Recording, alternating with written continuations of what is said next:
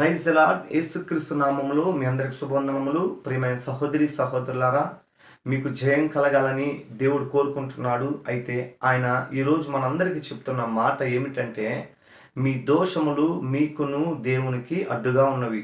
మీకు జయం త్వరగా కలగాలి అంటే మీ ప్రతి దోషమును కూడా ప్రభువుకు చెప్పండి.